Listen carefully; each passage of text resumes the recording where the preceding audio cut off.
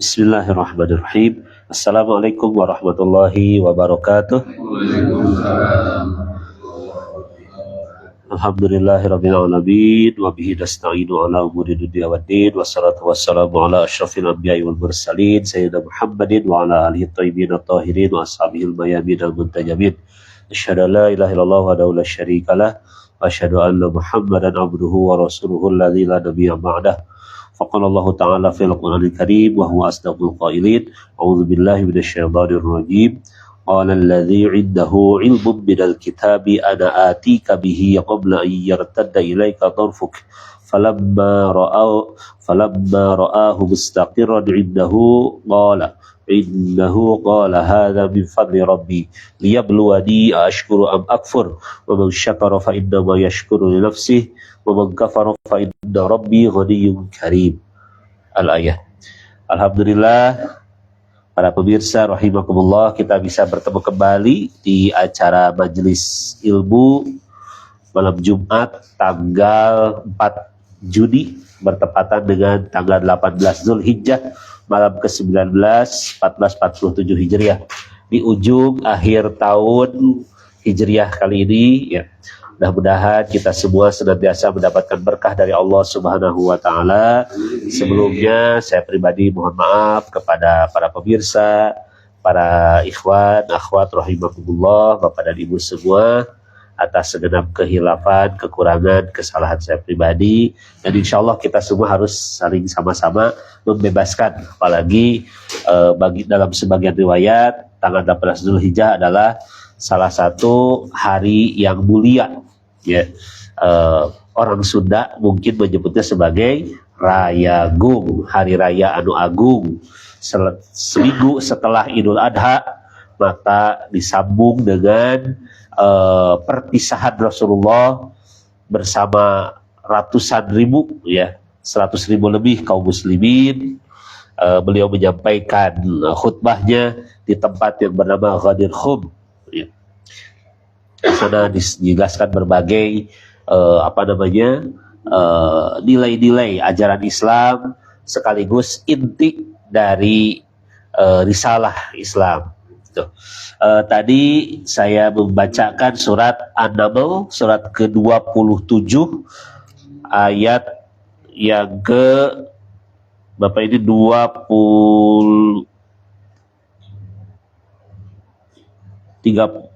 40 ya ayat ke ya. Nah, ini itu disebutkan bahwa ini cerita tentang waqala, berkata alladzi, orang yang indahu di sisinya ilmu bidal kitab, ilmu dari Alkitab. Aku aku akan mendatangkan bihi, ya. Mendatangkan apa itu? Singgasana Ratu Bilqis. Nah, nanti ini adalah di depan Nabi Sulaiman, gitu ya. Aku akan mendatangkannya, gitu. Qabla ayyartada ilaika tarfuk, sebelum matamu, bahasa saudara itu gerecep deh, gitu ya. Nah, bagerdip, gitu ya. Sebelum mengerdipkan mata, gitu. Artinya dalam waktu yang sangat cepat, gitu ya. Gitu. Siapakah orang itu? Ya. Karena sebelumnya kan di ayat sebelumnya adalah Nabi Sulaiman itu memberikan challenge ya, semacam tantangan. Siapa yang bisa mendatangkan singgasana Ratu Bilqis gitu dari negeri Saba? Mungkin itu negeri Yaman ya, zaman itu. Negeri Saba itu negeri yang sangat terkenal, sangat subur. Tapi pemimpinnya adalah seorang perempuan. Masyarakatnya asalnya itu adalah tidak menyembah Allah, gitu ya. Kemudian kata Nabi Sulaiman, sok sahadu bade, siapa yang bisa. Kemudian yang pertama menjawab itu adalah Ifrit minal jin Ifrit gitu. Saya bisa mendatangkannya sebelum kau berdiri dari tempat dudukmu. Wah, hebat banget ya. Berarti hanya dalam beberapa menit sebenarnya datang. Kemudian ada yang kedua, saya bisa lebih cepat dari itu. Sebelum kau mengerdipkan mata, aku akan mendatangkannya kepadamu. Siapa itu? itu adalah orang yang alladzi indahu ilmu minal kitab, orang yang memiliki ilmu dari Alkitab. Menurut ahli tafsir, di sini menunjukkan katanya ilmu yang sedikit dari Alkitab. Jadi kesimpulan sederhananya, sedikit saja kita menguasai ilmu dari Alkitab, dari ayat-ayat Allah, maka dia akan diberikan keistimewaan sampai bisa mendatangkan hal-hal yang di luar nalar ya, di luar akal sehat gitu, dengan kecepatan. Namanya itu adalah Asif bin Barkhia gitu ya. Nah, apa hubungannya ayat ini dengan pengajian sekarang?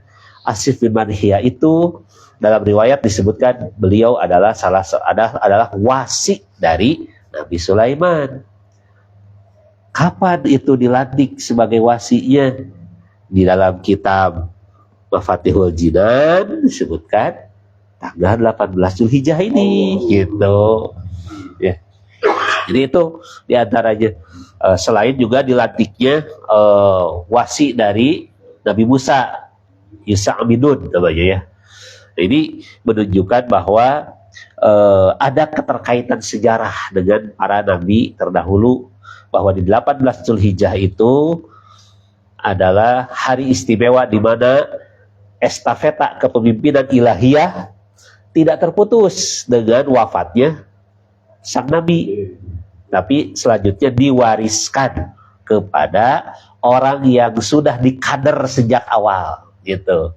Nah, untuk Nabi Musa namanya Yusya bin Nun, untuk Nabi Sulaiman namanya Asif bin Barkhia, untuk Nabi Isa namanya Syam'un, kita menyebutnya Samson.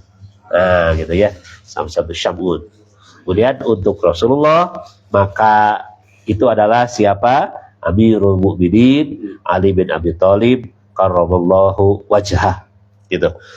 Nah, dari mana kita bisa mendapatkan kesimpulan seperti itu? Ya, kita bisa mengkaji dalam riwayat dan juga dalam asbabun nuzul, bahwa tadi itu seminggu kurang lebih setelah selesai dari ibadah haji, ya, para jamaah haji berangkat pulang, kemudian di dekat daerah Juhfah namanya itu, di mana di sana ada persimpangan yang mau ke Irak, yang mau ke Mesir gitu ya, yang mau ke Madinah, itu di sana ada persimpangan. Rasulullah memanggil orang-orang supaya berkumpul, yang sudah lewat suruh mundur, yang belum datang ditunggu gitu ya. Kemudian dibuatkan panggung gitu ya, panggung dari ya ranting-ranting dan seterusnya gitu. Kemudian beliau berkhutbah dengan khutbah yang sangat panjang.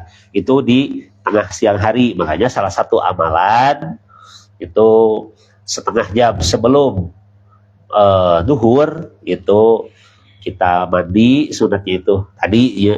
Kemudian melaksanakan sholat 2 rakaat. Sholat 2 rakaat itu membaca suratnya yang sehari-hari bisa kita amalkan sesuai dengan amanat Imam Ali kalau kita ingin terjaga harta kita, yaitu masih ingat 10 kali kulhu, 10 kali inna anzalnahu, 10 kali ayat kursi gitu. Itu tuh 10 itu ternyata di tanggal 18 Zulhijjah menjadi surat-surat yang dibaca pada saat sholat sunat ya sebelum duhur gitu. Gitu. Kemudian dalam riwayat yang lainnya ya kita ada beberapa referensi ini dari Al-Ansari di peristiwa seputar haji terakhir, kemudian dari guru kita Al-Habib Ali Umar Al-Habsyi juga menjelaskan tentang hadis Ghadir Khum, tafsir antara tafsir Ahlus Sunnah dan Syiah. Ini baru saya buka sore ini ya. Tadi maghrib. Saya baca-baca dulu tentang poin-poin terkait dengan hadis Ghadir Khum ini. Saya kira secara umum di kaum muslimin itu nama Ghadir Khum tidak populer. Padahal tempatnya ada, sampai sekarang ada tempatnya. Dari mana saya tahu? Pada saat saya melaksanakan umroh bersama keluarga sebagai bentuk tahadus binikmat namanya gitu. Sanes flexing sana sih. Waktu saya tinggal di sana Kemudian saya tinggal di hotel yang kurang lebih jaraknya sekitar 500 meteran lah nih, 200, 500 atau kurang gitu. Nama hotelnya Al Syuhada.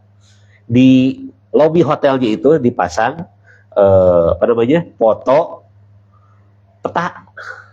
peta, kalau tidak salah itu perjalanan hijrah Rasulullah kalau tidak.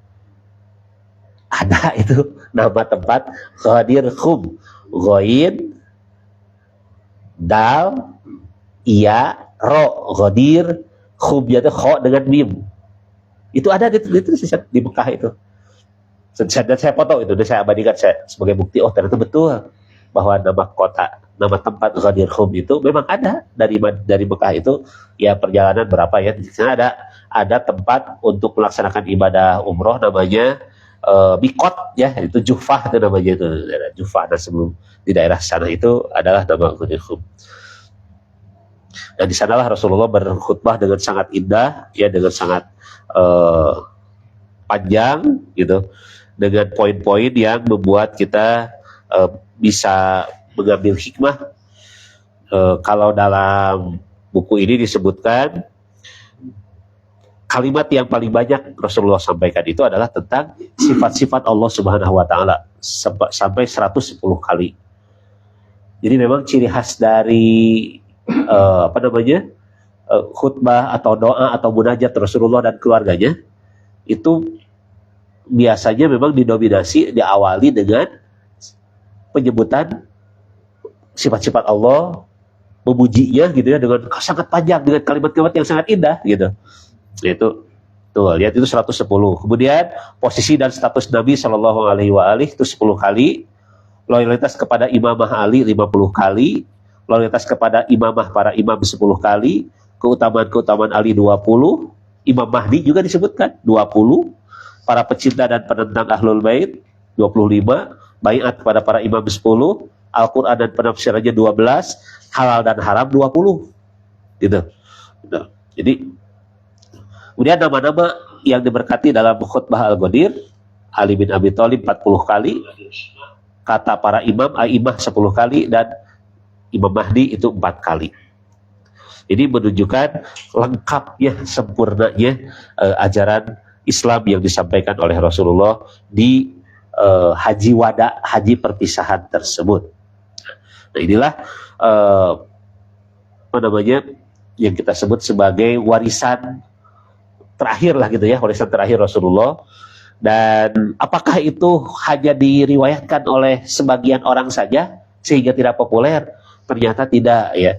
Di tulisan guru kita semua ini, Habib Ali Umar Al-Habsyi, beliau menyebutkan riwayat-riwayat yang dituliskan dari kitab-kitab para ulama, misalkan dalam riwayat Imam Ahmad dalam Musnadnya, dalam An-Nasai Al-Khasais gitu. Kemudian dari An-Nasai juga ya, di dalam riwayat Imam Ahmad dan seterusnya. Nah, saya coba ingin ngecek betul gak ini dalam kitabnya itu ada. Ini yang seperti biasa kita bacakan, Khasais Amirul Mukminin Ali bin Abi Thalib dari Imam An-Nasai, salah seorang ahli hadis yang 6 ya. Tapi dari kutubus sitah, Imam Bukhari, Imam Muslim, Abu Daud, At-Tirmidzi gitu ya, Ibnu Majah dan An-Nasai. Cuma ketika saya baca-baca memang An-Nasai itu dalam tanda petik disebut relatif kontroversi. Kenapa kontroversi? Tah eta wa jadi cagiana naon langsung ieu mah cenah tasyayu teh terpengaruh oleh paham orang-orang Syiah gitu. Sehingga orang itu jika kurang percaya. Padahal sepanjang hidupnya itu beliau menulis banyak kitab gitu, banyak meriwayatkan hadis-hadis, dan orang mengakui keilmuannya. Pedah aya sentimen eta gitu. Jadi rada wahnya gitu. Nah, gitu seolah gitu. Tapi tetap sebagai otoritas beliau sebagai periwayat hadis tidak pernah diragukan gitu. Itu An-Nasai. Dan kita sudah tahu riwayatnya itu beliau di akhir hayatnya dalam keadaan menderita ya. Kenapa menderita? Karena beliau waktu itu ada di Ray itu di daerah Iran sekarang ya. Di sana mayoritas pengikut Ahlus Sunnah. Ya. Kemudian ditanya, tolong sebutkan riwayat keutamaan Muawiyah. Dan beliau menjawab, aku tidak menemukannya kecuali, kemudian disebutkanlah satu riwayat dari Rasulullah. Itu mata amekeun eta nu. Kok nanya, saya dijawab kakak amek, nah kok hanya bingung gitu. Beliau menjawab jujur, kemudian akhirnya dipukuli, ya itu kan, dipukuli, diinjak perutnya dan sudah sampai beliau sakit. Ya, di sini juga diriwayatkan sedikit sepintas di dalam kitab ini bagaimana beliau kondisinya dalam keadaan sakit gitu ya, ada di riwayat. Nah itulah resiko menjadi penyampai lidah Rasulullah dan keluarganya. Ya, kejujuran itu mahal harganya gitu. Tapi dah kumaha ya tuh. Kalau kita mau membayar akhirat dengan dunia kita gitu, atau sebaliknya ya, kita ingin membeli dunia dengan akhirat kita, itu mah enggak, pilihannya mau yang mana. Sehingga pada saat itu dikenal dengan para periwayat hadis karena bayarannya. Zaman akhirnya disebut buzzer gitu. Nah, buzzer tas aya di baheula ya, ada. Tolong riwayatkan gitu. Aku enggak mau sebenarnya. Tolong riwayatkan gitu. Kalau saya kasih 100.000 nggak mau, 200 nggak mau, 400 sok atuh. Ada ternyata ya, baru meriwayatkan hadis-hadis yang aneh dan seterusnya. Dan dalam penelusuran siapa penulis Sakifah teh? Oh Hasyim. Nah, Sayyid Oh Hasyim ya. Beliau sampai menuliskan dalam Sakifah itu terdapat banyak nama-nama sahabat yang fiktif. Tempat-tempat yang nggak pernah ada itu sampai disebutkan banyak sekali ya. Itu kenapa? Karena orang tadi menjual akhiratnya gitu ya demi dunia gitu. Sedangkan orang-orang yang sebaliknya dari kalangan apapun ya, termasuk dari kalangan Ahlus Sunnah seperti ada saya ini, insya Allah beliau itu justru ya membeli akhirat itu dengan menjual dunianya. Beliau mengorbankan dirinya gitu. Nah di halaman ke-71 di hadis ke-71 itu ada bab namanya bab qaulun Nabi sallallahu alaihi wasallam man kuntu waliyuhu fa aliyun waliyuhu. Ayatnya gitu. Dengan riwayat ya. Nah, jadi kalimatnya itu diawali dengan inni taraktu fikum ats-tsaqalain, aku tinggalkan bagi kalian dua perkara yang sangat berat. Ahaduhuma akbaru minal akhar, yang satu lebih berat daripada yang terakhir. Kitabullah wa itsrati ahli baiti. Yang pertama kitab Allah, itulah yang lebih besar gitu ya, lebih mulia, lebih akbar, lebih kuat, gitu, lebih berat gitu. Kemudian yang kedua, yang terakhir adalah wa itsrati ahli baiti. Al-Quran, kitab Allah diterima oleh semua. Al-itrah ahli bait mah tidak semua yang menerimanya. Padahal mereka penerjemah resmi dari kitab Allah itu. Gitu. Fadru kaifa takhallafuni gitu. Fihima. Maka perhatikanlah bagaimana kalian memperlakukan keduanya sepeninggalku. Gitu. Jadi kita diminta sok coba kalau kita merasa sebagai pengikut Rasulullah, apa yang kalian lakukan terhadap kitab Allah, apa yang kalian lakukan terhadap keluargaku, itu dua-duanya itu dari Rasulullah itu begitu. Fa innahuma la yatafarraqu hatta yarida 'alal haud, karena keduanya Al-Qur'an dan itrah keluarga Nabi itu tidak akan terpisah sampai mereka kembali kepadaku alayya al-haud, di telaga surga nanti, al-haud itu nanti gitu.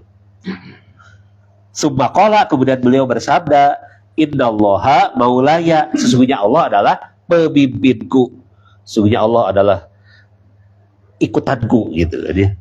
Wa ana waliyi kulla mu'min, dan aku adalah pemimpin dari setiap orang beriman.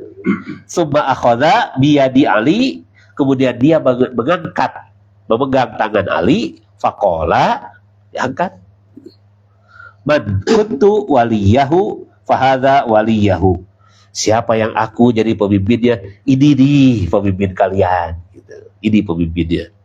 Allahumma wali man walahu wa adi man adahu. Ya Allah, tolonglah orang yang menolongnya, bantulah orang yang membantunya, dan musuhilah orang yang memusuhinya. Siapa yang dimaksud dengan hal ini? Kan tangan yang dipegang adalah tangan Amirul Mukminin. Itulah. Maka dan kemudian hadis-hadis berikutnya juga masih dengan kalimat yang sama, banyak sekali diriwayatkannya. Nah, gitu.